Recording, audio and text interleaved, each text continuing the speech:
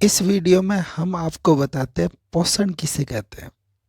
तो भोजन ग्रहण करना, पचे भोजन का अवशोषण एवं शरीर द्वारा अनुरक्षण के लिए उसका उपयोग क्या कहलाता है? पोषण कहलाता है। ठीक है, तो ये पोषण की परिभाषा है जो आप याद कर ले। अब पोषण के आधार पर जीवों को दो समूह में बांटा गया। कितने समूह में? दो समूह में। जैसे पहला है स्वपोषी पोषण और दूसरा है विषम पोषी पोषण। अब स्वपोषी पोषण किसे कहते हैं? जैसे तो पोषण का वह तरीका जिसमें जीव अपने आसपास के वातावरण में उपस्थित सरल अजैव पदार्थों जैसे CO2, पानी और सूर्य के प्रकाश से अपना भोजन स्वयं बनाता है। ठीक है, तो अब स्वयं अपना भोजन कौन बनाता है? तो उदाहरण दे रखा है इसमें। कौन सा? तो यहाँ पे दे रखा है हमको हरे पौधे। ठीक है, तो ध्यान रखना आप। उसे हम क्या कहते हैं? स्वपोषी कहते हैं। तो यहाँ पे स्वपोषी का जो उदाहरण होता है वो क्या होता है? हरे पौधे। आगे दूसरा दे रखा है इसमें विषम पोषी पोषण। तो पोषण का वह तरीका जिसमें जीव अपना भोजन स्वयं नहीं बना सकता बल्कि अपने भोजन के लिए अन्य जीवों पर निर्भर करता है, जिसे कौन कौन? मानव व अन्य जीव जंतु। ठीक है, तो यहाँ पे पहले तो ध्यान रखना पोषण किसे कहते हैं, और पोषण को दो समूह में बांटा गया। कौन कौन से? स्वपोषी और विषमपोषी। ध्यान रखना परीक्षा में ये आ सकता है कि स्वपोषी पोषण और विषमपोषी पोषण में क्या अंतर है। ठीक है, तो आप अच्छे से पढ़ लें इसको।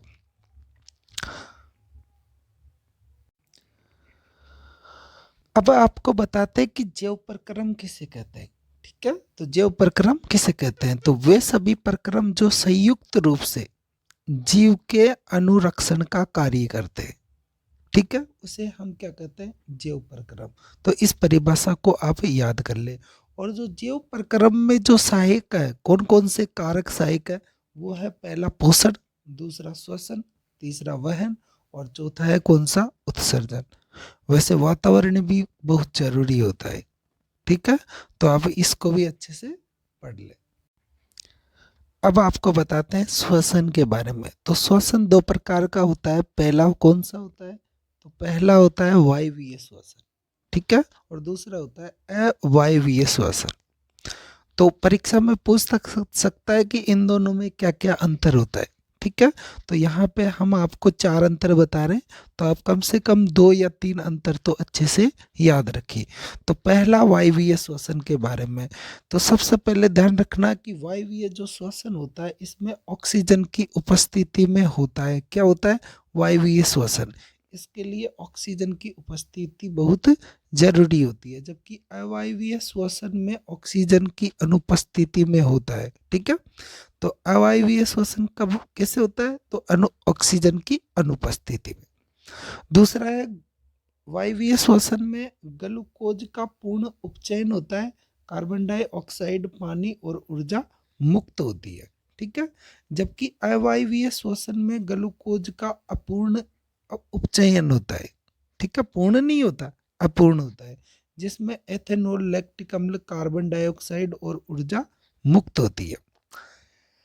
अब वायवीय श्वसन की बात करें तो यह कोशिका द्रव्य व माइटोकॉन्ड्रिया में होता है। ठीक है, वायवीय श्वसन किसमें होता है? कोशिका द्रव्य व माइटोकॉन्ड्रिया में। जबकि अवायवीय श्वसन जो होता है यह केवल कोशिका द्रव्य में होता है। किसमें होता है? कोशिका द्रव्य में। यहाँ पे दे रखा है वायवीय श्वसन के लिए अधिक ऊर्जा उत्पन्न होती है इसमें, वायवीय श्वसन में। ठीक है, और वो भी कितनी? 36 ATP। ठीक है, जैसे उदाहरण मानो। ठीक है, आगे अवायवीय श्वसन में कम ऊर्जा उत्पन्न होती है। कितनी? 2 ATP। ठीक है, जैसे उदाहरण दे रखा है ईस्ट। ठीक है, तो आप वायवीय श्वसन और अवायवीय श्वसन दोनों में अंतर अच्छे से याद कर ले। अब आपको बताते हैं मानव श्वसन क्रिया। तो ये 2 प्रकार की होती है, अंतःश्वसन और उच्छ्वसन। ठीक है, तो सबसे पहले पढ़ते हैं अंतःश्वसन के बारे में। तो देखो अंतःश्वसन के दौरान क्या होता है? एक तो वक्षीय गुहा, वक्षीय गुहा फैलती है, ठीक है, और पसलियों से संलग्न पेशियां सिकुड़ती है, ठीक है, और वक्ष ऊपर और बाहर की ओर गति करता है, ठीक है, वक्ष किधर गति करता है, ऊपर और बाहर की ओर गति करता है। चौथा है गुहा में वायु का दाब कम हो जाता है और वायु फेफड़ों में भरती है। तो यहाँ पे ये अंतःश्वसन जब भी होता है तो उसके दौरान ये 4 तरह की प्रक्रिया होती है, ठीक है। आगे दे रखा है दूसरे में उच्च वसन वाले में, तो वक्षीय गुहा अपने मूल आकार में वापिस आ जाती है, ठीक है, जबकि पसलियों की पेशियां शिथिल हो जाती है। तीसरा है वक्ष अपने स्थान पर वापस आ जाता है। और चौथा है गुहा में वायु का दाब बढ़ जाता है और वायु फेफड़ों से बाहर हो जाती है, ठीक है। तो ये ध्यान रखना आप।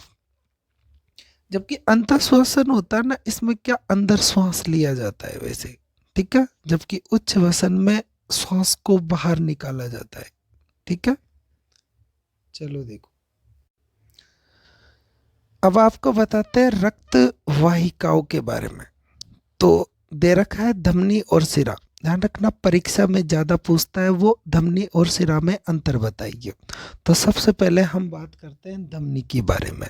तो इसमें पहला है ऑक्सीकृत रुधिर को हृदय से शरीर के विभिन्न अंगों तक ले जाती है। तो ये क्या होता है, धमनी का कार्य होता है वैसे, ठीक है। इसका काम क्या होता है, ऑक्सीकृत रुधिर को हृदय से शरीर के विभिन्न भागों तक ले जाती है।